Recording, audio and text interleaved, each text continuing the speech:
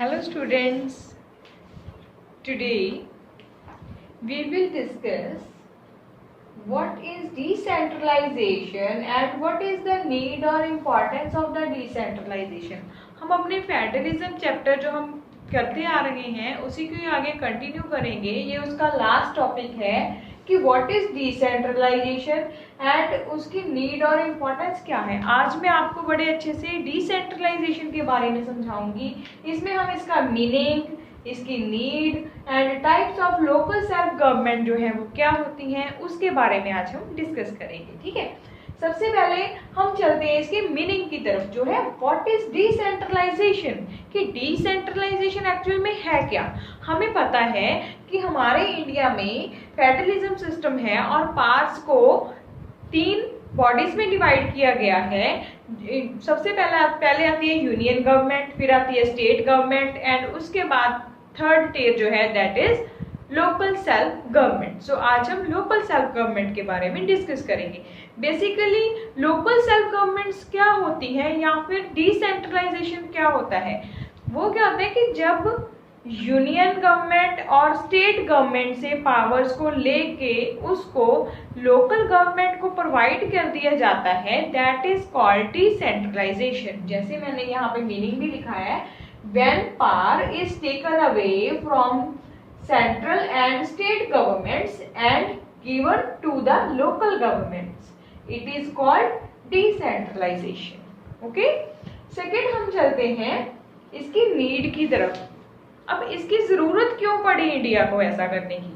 हमें पता है कि इंडिया हमारा लार्ज कंट्री है, ठीक है, तो एक लार्ज कंट्री होने के नाते इसमें सिर्फ सेंटर और स्टेट में पार्ट्स को डिवाइड करने के बेसिस पे ही एफिशिएंटली फेडरलिज्म सिस्टम वर्क नहीं कर सकता था, क्योंकि इतने बड़े कंट्री के लिए लोकल लेवल के ऊपर भी गवर्नमेंट होना जरूरी हो गया।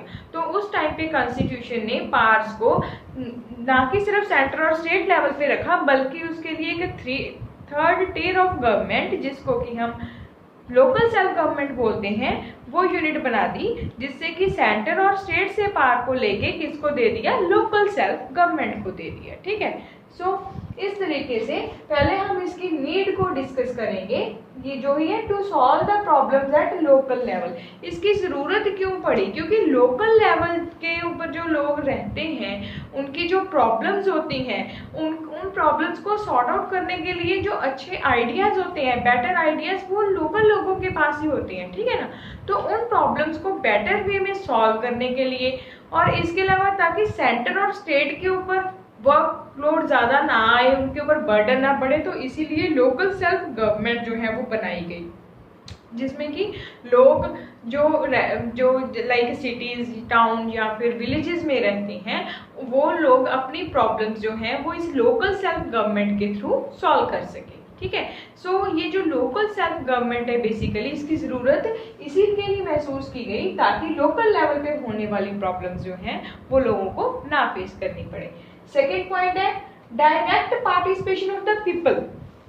इंडिया जो कि इतना लार्ज कंट्री है उसमें अगर ये डिसेंट्रलाइजेशन ना होता तो फिर क्या होना था कि जो लोग जो है वो डायरेक्टली पार्टिसिपेट ही ना कर पाते, क्योंकि लाइक किस चीज में, पॉलिटिकल डिसीजंस में। ठीक है, और डिसीजन मेकिंग में डायरेक्टली पार्टिसिपेशन करवाने के लिए ही लोकल सेल्फ गवर्नमेंट जो है वो बनाई गई। ठीक, सो लोकल सेल्फ गवर्नमेंट में क्या होता है कि लोग डायरेक्टली पार्टिसिपेट कर पाते हैं अपनी कंट्री के लिए कि कोई भी डिसीजंस में। सो इसीलिए भी इसकी नीड जो है वो महसूस की गई। फिर उसके बाद चलते हैं types of the local self government, है ना। लोकल सेल्फ गवर्नमेंट की कौन कौन से टाइप्स हैं उसको हम डिस्कस करेंगे। फर्स्ट है ग्राम पंचायत।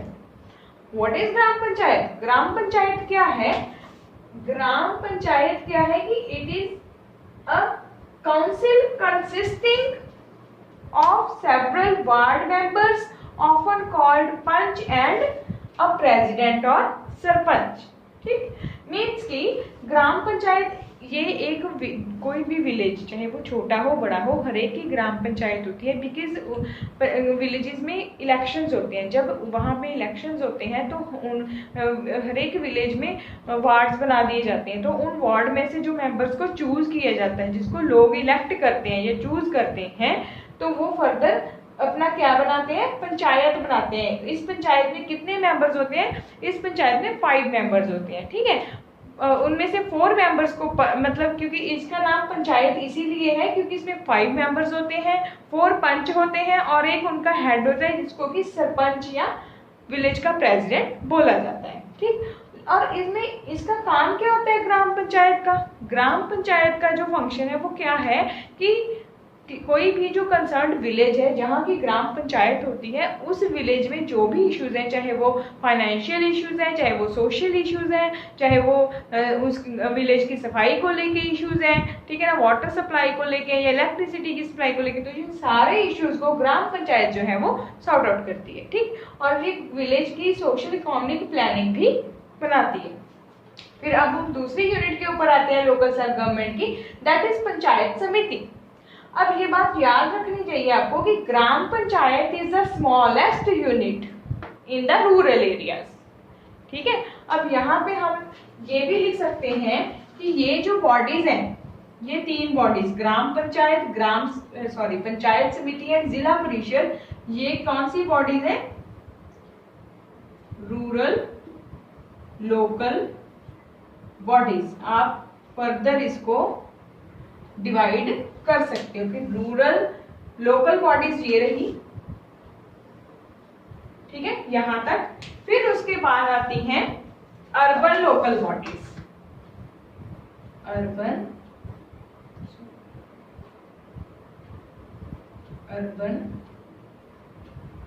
लोकल बॉडीज,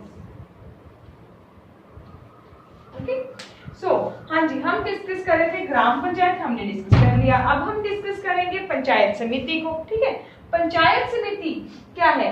ये क्या है कि अ फ्यू ग्राम पंचायत, पहले हमने ग्राम पंचायत डिस्कस किया ना, क्योंकि ये हर एक विलेज की अपनी पंचायत होती है, तो ये मतलब विलेज इसका जो ग्रुप होता है ना, उसमें से जो ग्राम पंचायत, हर एक विलेज की ग्राम पंचायत, कुछ विलेज की ग्राम पंचायत का जो ग्रुप है वो मिलके पंचायत समिति को फॉर्म करता है, जिसको ब्लॉक और मंडल भी बोलते हैं। आपको ये 1 मार्क्स में भी क्वेश्चन आ सकता है कि मंडल और ब्लॉक क्या होता है ना, या व्हाट इज पंचायत समिति और व्हाट इज मंडल और व्हाट इज ब्लॉक। तो आपको ऐसे करके भी क्वेश्चन जो है वो आ सकता है। तो उसके लिए आपने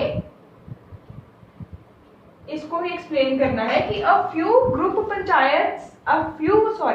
ग्राम panchayat are grouped together to form a panchayat समिति और ब्लॉक और मंडल, है ना। अब पंचायत समिति का क्या फंक्शन होता है? मैंने आपको पहले बताया था कि ग्राम पंचायत जो है वो विलेज के सोशल इकोनॉमिक वेलफेयर के लिए, वहाँ की वाटर सप्लाई, इलेक्ट्रिसिटी और फाइनेंशियल कंडीशन जो है उनको बेटर करने के लिए वर्क करती है। अब इसके लिए जो भी प्लानिंग्स बनती हैं वो प्लानिंग वो पंचायत समिति को प्रोवाइड करती है, ओके। सो पंचायत समिति जो है वो इस प्रोसेस को आगे लेके जाती है, मतलब जो भी प्लानिंग्स ये बनाती है ग्राम पंचायत, उसको हर एक विलेज का ग्राम पंचायत जो ये मतलब जो भी प्लानिंग्स बनाता है अपने विलेज की डेवलपमेंट के लिए, वो पंचायत समिति को दी जाती है। और पंचायत समिति उनके ऊपर क्या वर्क करती है कि वो जिला परिषद को ये सारे प्लान जो है वो प्रोवाइड करती है। क्यों? ताकि वो यहाँ से फंड किसको दिलवा सके, ग्राम पंचायत को फंड प्रोवाइड करवा सके, ताकि वो अपने विलेज का डेवलपमेंट कर सके, ठीक। अब फिर डिस्कस करेंगे कि जिला परिषद क्या है। ऑल पंचायत समितिज, अब यहाँ पे पंचायत समिति को तो फ्यू ग्राम पंचायत बनाती थी इकट्ठी हो गई, लेकिन जिला परिषद क्या है? पूरे की पूरी सारी जो पंचायत समितिज होती हैं वो, या जिनको हम मंडल या ब्लॉक भी बोलते हैं, वो मिलके इन अ डिस्ट्रिक्ट, एक डिस्ट्रिक्ट में टुगेदर कंस्टिट्यूट जिला परिषद, एक डिस्ट्रिक्ट में मिलके वो क्या बनाती हैं? जिला परिषद बनाती हैं, ठीक है। सो ये बनाती है जिला परिषद, ये सारी पंचायत समिति। अब जिला परिषद का क्या काम होता है ये जिला परिषद जो है वो स्टेट से फंड लेके पंचायत समिति को प्रोवाइड करवाता है ताकि वो फर्दर ग्राम पंचायत को दे सके डेवलपमेंट के लिए। Okay, so these are the local rural local bodies of local self government. Okay, अब हम डिस्कस करेंगे urban local bodies. First one is municipal corporation, है ना। सो म्युनिसिपल कॉर्पोरेशन क्या है? म्युनिसिपल कॉर्पोरेशन जो है, municipal corporation is a bigger unit than the municipality first of all, because municipal corporation कहाँ पे देखी जाती है? बिग सिटीज में। These are set up in big cities with population more than 1 million. जहाँ पे पॉपुलेशन 1 मिलियन से भी ज्यादा होती है वहां पे म्युनिसिपल कॉर्पोरेशन देखने को मिलती हैं। और इनका हेड कौन होता है या फिर चेयरपर्सन? चेयरपर्सन जो होता है वो होता है मेयर। सेम म्युनिसिपैलिटीज जो है उनका भी चेयरपर्सन मेयर ही होता है।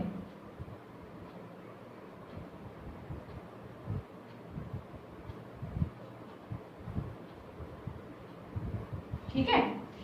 लेकिन दोनों में डिफरेंस क्या है? म्युनिसिपल कॉर्पोरेशन जो है वो बिग सिटीज के लिए यूज की जाती है, मतलब बिग सिटीज के लिए बनाई जाती है। जो म्युनिसिपैलिटीज है वो टाउन्स में बेसिकली सेट की जाती हैं with population between 1 lakh to 1 crore. 1 lakh to 1 crore के बिटवीन जो पॉपुलेशन होती है जिन टाउन्स में, वहां पे म्युनिसिपैलिटीज बनाई जाती हैं। और इसका भी जो हेड है या चेयरपर्सन है वो मेयर होता है। इनके भी चेयरपर्सन को मेयर ही बोला जाता है। ठीक, और ये अर्बन लोकल बॉडीज क्या काम करती हैं?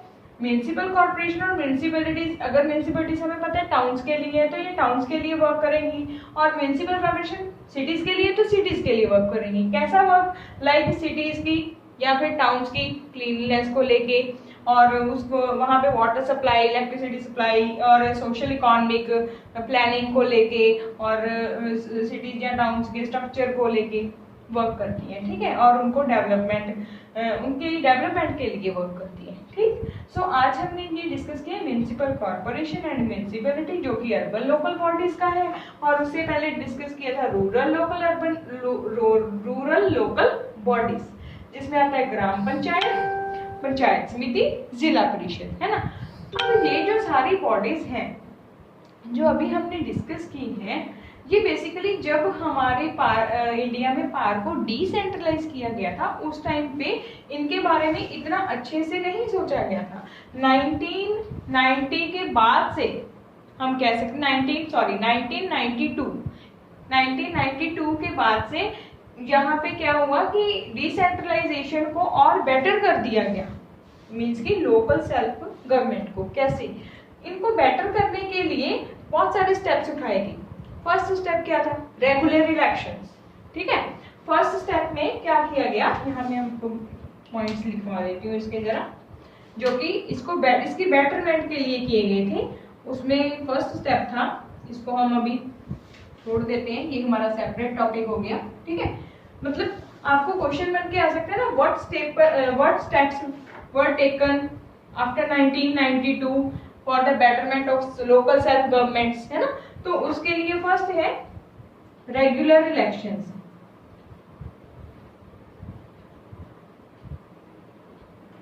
रेगुलर इलेक्शंस मींस कि लोकल सेल्फ गवर्नमेंट को एफिशिएंटली वर्क करवाने के लिए ये सेंट्रल गवर्नमेंट ने ये प्रोविजन रखी कि यहाँ पे जो इलेक्शंस है वो रेगुलर होने चाहिए लोकल सेल्फ गवर्नमेंट में। ठीक है, जैसे सेंट्रल और स्टेट लेवल में रेगुलर इलेक्शंस होते हैं, वैसे ही यहाँ पे भी इलेक्शंस जो है वो रेगुलर होने चाहिए। नेक्स्ट पॉइंट जो है वो आएगा reservation of seats.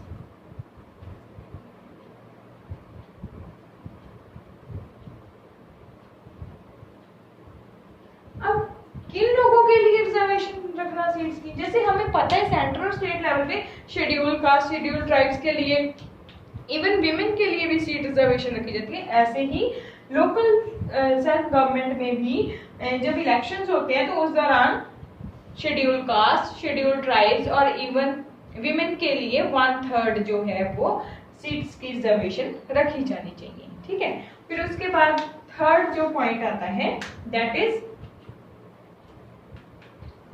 State election commission. State election commission. अब इसमें क्या है, स्टेट इलेक्शन कमीशन में क्या है कि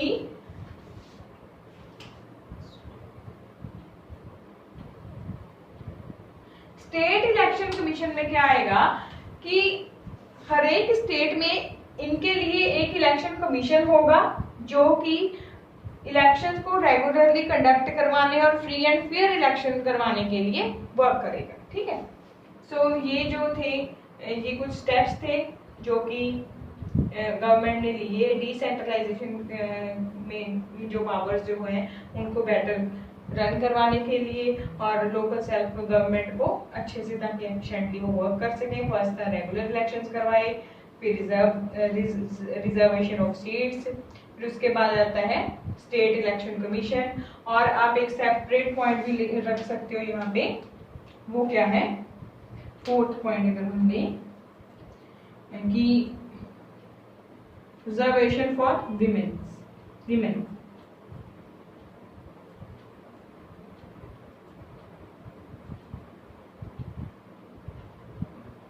ठीक है, ये आप सेपरेट भी लिख सकते हो। ओके, इसमें ये वही आएगा कि 1/3 सीट जो है वो विमेन के लिए रिजर्व रखी गई है। ठीक, सो बेसिकली ये स्टेप्स थे जो कि लोकल सेल्फ गवर्नमेंट के लिए उठाए गए।